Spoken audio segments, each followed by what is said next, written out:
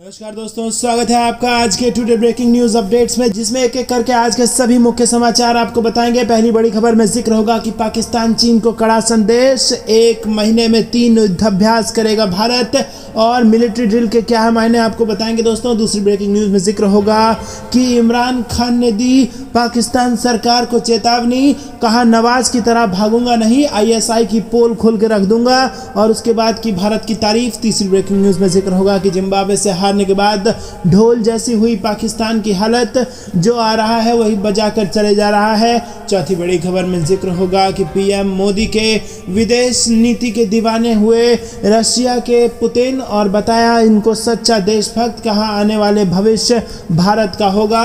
और इसी के साथ पांचवी ब्रेकिंग न्यूज में जिक्र होगा कि फोन पर बनी बात, ब्रिटिश प्रधानमंत्री ऋषि सुनक से PM मोदी की जल्द होगी मुलाकात। दोस्तों, हर एक ब्रेकिंग न्यूज की गहराई में आपको ले जाएंगे, लेकिन उससे पहले अगर आपको भी ऐसा लगता है कि मोदी है तो हर जीत मुमकिन है, और अगर आपको भी देश की सेना पर पूरा भरोसा है तो वीडियो को लाइक, चैनल को सब्सक्राइब और बेल आइकन जरूर दबाइएगा। दोस्तों, रुक करते हैं सबसे पहली और बड़ी ब्रेकिंग न्यूज की तरफ।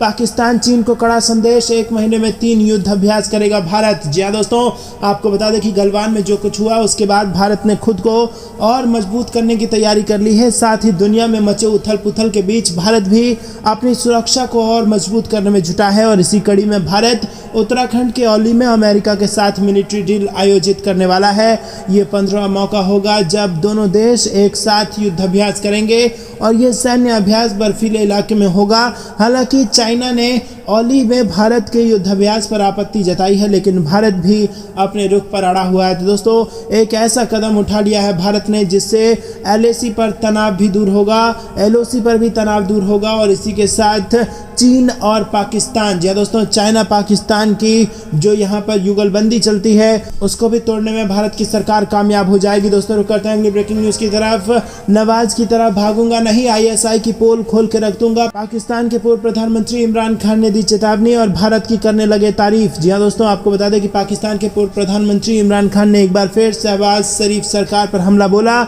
इमरान खान ने भारत की विदेश नीति की तारीफ की है और ISI को खुले तौर पर चेतावनी दी है। इमरान खान ने कहा है कि मैं ISI की पोल खोल दूंगा, मैं कोई कानून को नहीं तोड़ रहा हूं। इमरान ने सेना प्रमुख बाजवा को मीर जाफर और गद्दार बताकर संबोधित किया, और इमरान खान का कहना था कि मैं नवाज शरीफ की तरह भाग नहीं सकता, देश में ही हूं और कानून का सामना करूंगा। बता दें कि पूर्व प्रधानमंत्री और पाकिस्तान तहरीक-ए-इंसाफ के अध्यक्ष इमरान खान और पार्टी कार्यकर्ताओं ने लाहौर के लिबर्टी चौक से इस्लामाबाद तक हकीकी आज़ादी लॉन्ग मार्च शुरू किया है। रुक करते हैं अगली ब्रेकिंग न्यूज़ की तरफ। जिम्बाब्वे से हारने के बाद ढोल जैसी हुई पाकिस्तान की हालत, जो आ रहा है वही बजा कर चला जा रहा है। जी हाँ दोस्तों, आपको बता दें गुरुवार को पर्थ में जिम्बाब्वे और पाकिस्तान के बीच खेले गए क्रिकेट मैच के रिजल्ट ने पूरी दुनिया में खलबली मचा दी है। ICC T20 वर्ल्ड कप 2020 के सुपर 12 स्टेज के मैच में कमजोर आंकी जा रही जिम्बाब्वे ने ताकतवर पाकिस्तान को 1 रन से हराकर सभी को हैरान कर दिया। जहां एक तरफ जिम्बाब्वे को दुनिया भर से बधाइयां मिल रही हैं, तो वहीं दूसरी ओर दुनिया के कोने कोने में बैठे लोग पाकिस्तान का मजाक बना रहे हैं। पाकिस्तान का मजाक उड़ाने में भारतीय भी पीछे नहीं है, लेकिन पाकिस्तान के जले पर नमक छिड़कने वालों में सबसे बड़ा नाम जिम्बाब्वे के राष्ट्रपति एमरसन का है। दोस्तों, पाकिस्तान पर जिम्बाब्वे की ऐतिहासिक जीत पर राष्ट्रपति एमरसन ने एक ट्वीट किया है। राष्ट्रपति एमरसन ने अपने ट्वीट में लिखा कि जिम्बाब्वे के लिए क्या जीत है, सेवरांस को बधाई, और यहीं पर अगली बार असली मिस्टर बीन को भेजना। राष्ट्रपति का ये ट्वीट काफ़ी तेज़ी से वायरल हो रहा है, और इस ट्वीट को 3,45,000 से भी ज़्यादा लाइक्स और 61,000 से भी ज़्यादा रीट्वीट्स मिल चुके हैं। जी हाँ दोस्तों, जिम्बाब्वे के राष्ट्रपति द्वारा किए गए इस ट्वीट को पाकिस्तान का मजाक उड़ाने के रूप में देखा जा रहा है, और उन्होंने दोस्तों लिखा है कि अगली बार असली मिस्टर बीन्स को भेजना। दोस्तों, इससे उनका क्या मतलब था, आपको क्या कुछ समझ में आ रहा है, कमेंट में ज़रूर लिखिएगा। रुक करते हैं अगली ब्रेकिंग न्यूज़ की तरफ। मोदी की विदेश नीति के दीवाने हुए पुतिन, बताया सच्चा देशभक्त, कहा आने वाला है भविष्य भारत का। जी हाँ दोस्तों, आपको बता दें कि भारत की विदेश नीति की दुनिया भर में चर्चा हो रही है। भारत की विदेश नीति की तारीफ करने से अब पुतिन भी खुद को नहीं रोक सके हैं। गुरुवार को रूसी राष्ट्रपति पुतिन ने PM मोदी की प्रशंसा करते हुए उन्हें एक सच्चा देशभक्त बताया, और पुतिन ने कहा कि PM मोदी उन लोगों में से हैं जो अपने देश के हित के लिए स्वतंत्र विदेश नीति को चुनने का दम दिखाते हैं। उन्होंने कहा कि दशकों से भारत और रूस के बीच विशेष संबंध विकसित हुए हैं। दोनों देशों के बीच कोई भी बचा हुआ मुद्दा नहीं है। और आपको बता दें कि रूसी राष्ट्रपति ने ये बातें मॉस्को में वल्दाई डिक्सन क्लब की 19वीं वार्षिक बैठक में कही। उन्होंने आगे कहा कि भारत ने ब्रिटेन के उपनिवेश से आधुनिक राज्य बनने के बीच जबरदस्त प्रगति की है और इसने ऐसे विकास किया है जो भारत के लिए सम्मान और प्रशंसा का कारण बनाते हैं। दोस्तों रुक करते हैं अगली ब्रेकिंग न्यूज की तरफ। फोन पर बनी बात, ब्रिटिश प्रधानमंत्री ऋषि सुनक से पीएम मोदी की जल्द होगी मुलाकात। जी हां दोस्तों, आपको बता दें कि ब्रिटेन के नए प्रधानमंत्री ऋषि सुनक और भारतीय प्रधानमंत्री नरेंद्र मोदी के बीच जल्द मुलाकात होगी और यह मुलाकात मध्य नवंबर में इंडोनेशिया में होने वाली G20 लीडरशिप समिट से इतर होगी। गौरतलब है कि भारतीय मूल के ऋषि सुनक हाल ही में ब्रिटेन के प्रधानमंत्री बने हैं और इसके बाद भारतीय प्रधानमंत्री ने उनसे फोन पर बात की थी और इसी बातचीत के दौरान मीटिंग को लेकर दोनों नेता सहमत हुए। इस बारे में ब्रिटिश प्रधानमंत्री के ऑफिस 10 डाउनिंग स्ट्रीट की तरफ से बयान जारी किया गया है। बयान के मुताबिक दोनों नेता दो बेहतरीन गणतांत्रिक देशों के प्रतिनिधि के तौर पर साथ काम करेंगे और साथ ही विकासशील देशों के आर्थिक विकास के लिए प्रतिबद्धता जाहिर उन्होंने की है। और इसी दौरान दोनों नेताओं के बीच G20 मीटिंग के दौरान व्यक्तिगत मुलाकात को लेकर सहमति बनी। रुक करते हैं अगली ब्रेकिंग न्यूज की तरफ। आतंकियों पर बैन लगाने में फेल रहा UNSC, आड़े आई राजनीति, विदेश मंत्री एस जयशंकर ने खूब सुनाया। जी दोस्तों, संयुक्त राष्ट्र की सुरक्षा परिषद की आतंकवाद को लेकर मुंबई में हो रही बैठक में विदेश मंत्री एस जयशंकर ने खूब खरी खोटी सुनाई है। उन्होंने मुंबई हमलों का जिक्र करते हुए कहा कि वैश्विक संस्था कई मामलों में आतंकवादियों पर बैन लगाने में नाकाम रही है क्योंकि राजनीति आड़े आ गई है। और यही नहीं, उन्होंने कहा कि आज भी मुंबई आतंकी हमलों के सूत्रधारों को बचाया जा रहा है और उन्हें सजा नहीं मिल सकी है। एस जयशंकर ने किसी का नाम नहीं लिया, लेकिन उनका इशारा साफ तौर पर UNSC में चीन की ओर से वीटो के इस्तेमाल की ओर ही था। उनका साफ कहना था कि आतंकवाद को लेकर ये दौरा रवैया जिसके चलते मुश्किलें आ रही हैं। रुक करते हैं अगली ब्रेकिंग न्यूज की तरफ। 75 परियोजनाएं देश को समर्पित, रक्षा मंत्री ने कहा कि सुरक्षा जरूरतों और सीमावर्ती क्षेत्रों का होगा आर्थिक विकास। जी दोस्तों, केंद्रीय रक्षा मंत्री राजनाथ सिंह ने गुरुवार को लद्दाख दौरे के दौरान आयोजित एक समारोह में 6 राज्यों और 2 केंद्र शासित प्रदेशों में फैली 75 BRO बुनियादी ढांचा परियोजना को राष्ट्र को समर्पित किया। इनमें 45 पुल, 27 सड़कें, 2 हेलीपैड और 1 कार्बन न्यूट्रल हैबिटेट शामिल है। वहीं दोस्तों, इनमें से 20 परियोजनाएं जम्मू और कश्मीर संभाग में निर्मित की गई हैं। वहीं लद्दाख और अरुणाचल प्रदेश में 18, उत्तराखंड में 5 और 14 अन्य सीमावर्ती राज्य सिक्किम, हिमाचल प्रदेश, पंजाब और राजस्थान में हैं। रुक करते हैं अगली ब्रेकिंग न्यूज की तरफ। IMD का बड़ा अलर्ट, ठंड, बर्फबारी और बारिश, मौसम का ट्रिपल अटैक। इन राज्यों में 5 दिनों तक रहेगी बरसात। जी हाँ दोस्तों, दिवाली त्योहार के जाने के बाद ही उत्तर भारत के विभिन्न राज्यों में हल्की सर्दी का एहसास होने लगा है। तापमान में गिरावट दर्ज की जा रही है और आने वाले समय में पारा और नीचे गिरने के आसार हैं। उधर कई राज्यों में अभी भी बारिश का दौर जारी है। मौसम विभाग ने आने वाले 1 नवंबर तक दक्षिण भारत के कई राज्यों में बारिश की संभावना जताई है और इसके अलावा पहाड़ी राज्यों में मौसम का ट्रिपल अटैक देखने को मिल रहा है। इन राज्यों में ठंड, बर्फबारी और बारिश लोगों की परेशानियों को बढ़ाने जा रही है। वहीं मौसम विभाग के अनुसार 28 अक्टूबर से लेकर 1 नवंबर यानी 5 दिनों तक तमिलनाडु, पुडुचेरी और कराईकल में हल्की से भारी बारिश के आसार हैं और ये बारिश गरज के साथ देखने को मिल सकती है। वहीं दोस्तों, केरल और माही में 30 अक्टूबर से 1 नवंबर तक, तटीय आंध्र प्रदेश और यनम व रायलसीमा में 31 अक्टूबर और 1 नवंबर तक बारिश हो सकती है। रुक करते हैं अगली ब्रेकिंग न्यूज की तरफ। चीन के संघाई में फिर लगा लॉकडाउन, 13 लाख लोगों को कोरोना टेस्ट कराने का दिया आदेश। जी दोस्तों, चीन में एक बार फिर कोरोना वायरस अपने पैर पसारने शुरू कर रहा है। चीन में करोड़ों लोगों को कोरोना हो चुका है और इसी के साथ कोरोना के चलते बीते 2 सालों में लाखों लोगों की जान भी जा चुकी है। अब चीन के सबसे बड़े शहर संघाई में फिर से कोरोना ने दस्तक दे दी है। कोरोना के थोड़े केस मिलने मात्र से चीन अब घबरा गया है और उसने संघाई में लॉकडाउन की घोषणा कर दी है। दोस्तों, रुक करते हैं अगली बड़ी खबर की तरफ। आ गया RSS का बिहार प्लान, नीतीश लालू की उड़ेगी नींद, मिशन को और धार देगा संघ। जी दोस्तों, RSS का बिहार प्लान एक्टिव हो गया है।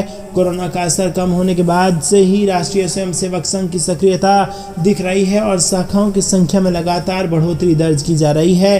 2021 में जहां 1033 जगहों पर 1406 संघ की शाखाएं लगाई जा रही थी, वहीं इस साल शाखाओं की संख्या में काफ़ी इजाफा देखने को मिल रहा है। राष्ट्रीय स्वयंसेवक संघ के उत्तर पूर्व रेंज के क्षेत्र कार्यवाहक डॉक्टर मोहन सिंह ने बताया कि बिहार में साल 2022 से 1075 स्थानों पर 1476 शाखाएं लग रही हैं। इसमें काफ़ी संख्या में लोग भी शामिल होते हैं। रुक करते हैं अगली ब्रेकिंग न्यूज़ की तरफ। 14,000 फीट ऊंचाई पर श्योक ब्रिज का रक्षा मंत्री राजनाथ सिंह ने किया उद्घाटन। चीन के बेहद नज़दीक पहुंचेंगे फौजी टैंक। जी हाँ दोस्तों, अक्षय चीन के बेहद नज़दीक तक भारतीय फौज के टैंक आसानी से पहुंच सकेंगे। बॉर्डर रोड ऑर्गेनाइजेशन ने DSDBRO रोड पर 14,000 फीट की ऊंचाई पर 120 मीटर लंबा क्लास 70 श्योक ब्रिज बनाया है और ये ब्रिज सामरिक महत्व का है क्योंकि इससे बॉर्डर पर तैनात फौज तक रसद आसानी से पहुंचाई जा सकती है। साथ ही सैन्य साजो सामान पहुंचाने में भी सुविधा होगी। क्लास 70 ब्रिज का मतलब है कि इस ब्रिज से 70 टन वजन एक साथ गुजर सकता है और इस ब्रिज के बनने से सेना को अपने टैंक और दूसरे सैन्य साजो सामान बॉर्डर तक पहुंचना आसान होगा। रक्षा मंत्री राजनाथ सिंह ने इस ब्रिज का उद्घाटन किया है। दोस्तों रुक करते हैं अगली ब्रेकिंग न्यूज़ की तरफ। राजनाथ सिंह ने कर दिया आर पार का बड़ा ऐलान। कहा POK में अत्याचार के लिए पाकिस्तान को भुगतना होगा अंजाम। जी हाँ दोस्तों, क्या एक और सर्जिकल स्ट्राइक की तरफ आगे बढ़ रहा है भारत? दरअसल दोस्तों, रक्षा मंत्री राजनाथ सिंह ने गुरुवार को कहा है कि पाकिस्तान उसके कब्जे वाले कश्मीर में लोगों पर अत्याचार कर रहा है और उसे इसके लिए अब अंजाम भुगतना पड़ेगा। पाकिस्तान के कब्जे वाले कश्मीर को फिर से हासिल करने का संकेत देते हुए रक्षा मंत्री राजनाथ सिंह ने कहा कि केंद्र शासित प्रदेश जम्मू कश्मीर और लद्दाख में सर्वांगीण विकास का लक्ष्य POK के हिस्से गिलगिट और बाल्टिस्तान तक पहुंचने तक के बाद ही हासिल किया जाएगा। राजनाथ सिंह ने शौर्य दिवस कार्यक्रम को संबोधित करते हुए कहा कि हमने जम्मू कश्मीर और लद्दाख में विकास की अपनी यात्रा अभी शुरू की है और जब हम गिलगिट और बाल्टिस्तान तक पहुंच जाएंगे तो हमारा लक्ष्य पूरा हो जाएगा। तो दोस्तों, यहाँ पर बड़ा बयान दिया है। राजनाथ सिंह ने कहा है कि POK वापस लेके रहेंगे। गिलगिट और बाल्टिस्तान के बिना अधूरा है जम्मू कश्मीर का विकास। इसी के साथ दोस्तों, आतंकवाद पर भी उन्होंने बड़ा बयान दिया है। आतंकवाद का कोई धर्म नहीं, पाकिस्तान द्वारा POK में लगाए गए अत्याचारों का उल्लेख करते हुए केंद्रीय मंत्री ने कहा कि पड़ोसी देश को इसके नतीजे भुगतने पड़ेंगे और उन्होंने कहा कि आतंकवाद का कोई धर्म नहीं होता। आतंकवादियों का एकमात्र उद्देश्य भारत को निशाना बनाना है। तो दोस्तों, क्या आपको भी लगता है कि आ चुका है एक्शन का वक्त और अब POK को भारत में जोड़ लेना चाहिए और तुरंत देश की सेना को इसके लिए रवाना कर देना चाहिए? कमेंट में जरूर बताइए और भारत सरकार की इस साहसिक फैसले के लिए वीडियो को लाइक करना मत भूलिएगा। रुक करते हैं अगली बड़ी खबर की तरफ। खुद को विश्व की बड़ी ताकत बताने वाला चीन अंदर से हो रहा है खोखला। ऐतिहासिक स्तर पर है देश का राजकोषीय घाटा। जी हाँ दोस्तों, कंगाल हो चुका है चीन एक तरफ खुद को विश्व की बड़ी महाशक्ति के तौर पर दिखाता है, लेकिन इसके पीछे की तस्वीर काफी काली है। काली इसीलिए है क्योंकि अर्थव्यवस्था अंदर ही अंदर खोखली होती जा रही है और चीन के सरकारी आंकड़े इस बात की तस्दीक कर रहे हैं कि चीन के वित्त मंत्रालय के आंकड़ों के मुताबिक देश का राजकोषीय घाटा बढ़कर 1000 अरब डॉलर तक पहुंच गया है और आंकड़े ये भी बता रहे हैं कि ये अब तक का सर्वाधिक आंकड़ा है और मंत्रालय ने इस वर्ष के शुरुआत 9 महीने के आंकड़े जारी किए हैं। दोस्तों, आपको बता दें कि चीन में प्रेशर कुकर सिंड्रोम नाम की एक बीमारी चल रही है और इसके मुताबिक चीन के अंदर ही लोगों में जबरदस्त टेंशन है सरकार को लेके और सरकार के भीतर भी जो नेता हैं वहाँ के, उनको भीतर भी यहाँ पर जिनपिंग के खिलाफ जबरदस्त गुस्सा है और इसी को प्रेशर कुकर सिंड्रोम कहते हैं। और दोस्तों, एक और बात यहाँ पर ध्यान में रखने वाली बात होगी कि चीन की जो अर्थव्यवस्था है वो मैन्युफैक्चरिंग हब की अर्थव्यवस्था है और ऐसे देश पूरी दुनिया में नए मार्केट को खोजते रहते हैं, लेकिन भारत ने जिस प्रकार से अंतर्राष्ट्रीय स्तर पर चीन को अलग थलग करवाया है, पाकिस्तान को अलग थलग करवाया है, चीन का नकाब हटाने में भारत ने जिस प्रकार से कोशिशें की हैं उससे चीन के व्यापार में जबरदस्त नुकसान पहुंचा है और दिवाली पर भी देशभक्त भारतीयों ने चीन को लाखों करोड़ों का नुकसान पहुंचा दिया था और अब ये बड़ी खबर सामने आई है। भारतीयों की मेहनत रंग लाई है और देशभक्त भारतीयों ने एक तरीके से चीन को कंगाल कर दिया है। तो दोस्तों, क्या आप भी इसके लिए मोदी सरकार को धन्यवाद देना चाहते हैं? तो दोस्तों, अभी तक वीडियो लाइक नहीं किया तो लाइक जरूर कीजिएगा और चैनल सब्सक्राइब करके रख लीजिएगा। रुक करते हैं अगली बड़ी खबर की तरफ। डोनाल्ड ट्रंप ने भारत की खुलकर की है तारीफ। कहा, फिर हिंदुओं और पीएम मोदी से मेरे संबंध अच्छे। जी हाँ दोस्तों, अमेरिका के पूर्व राष्ट्रपति डोनाल्ड ट्रंप ने वादा किया है कि यदि वो 2024 का राष्ट्रपति चुनाव जीतते हैं तो भारत और अमेरिकी संबंधों को और ऊंचाई पर ले जाएंगे।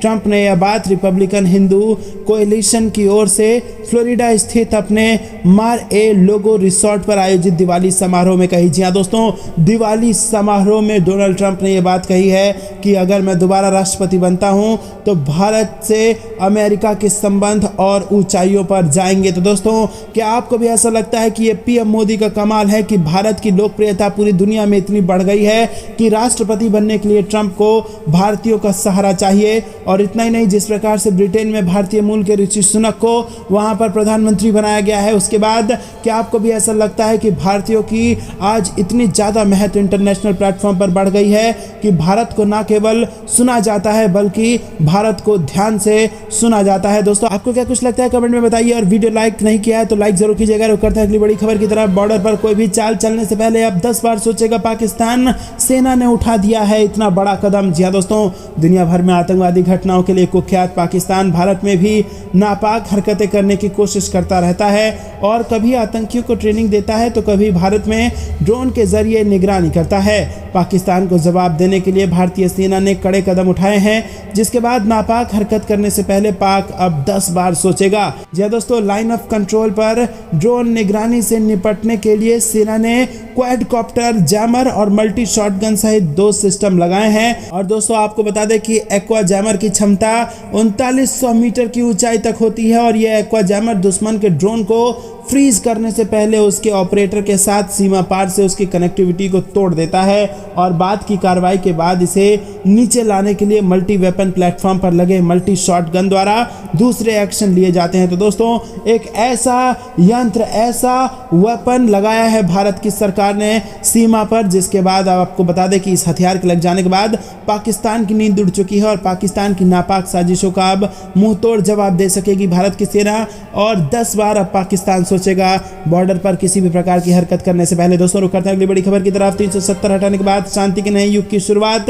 अमित शाह बोले 2014 के बाद वामपंथी उग्रवाद में आई कमी। जी हाँ दोस्तों, गृह मंत्री ने कहा कि देश की आंतरिक सुरक्षा के लिए भी साझा रणनीति होनी चाहिए और बहुत सारे दीर्घकालिक समझौते हुए हैं। अमित शाह ने कहा कि जम्मू कश्मीर में अनुच्छेद 370 के निरस्त होने के बाद आतंकवादी गतिविधियों में 34% की कमी, सुरक्षा बलों की मौत में 64% की कमी और नागरिकों की मौत में 90% की कमी हुई है।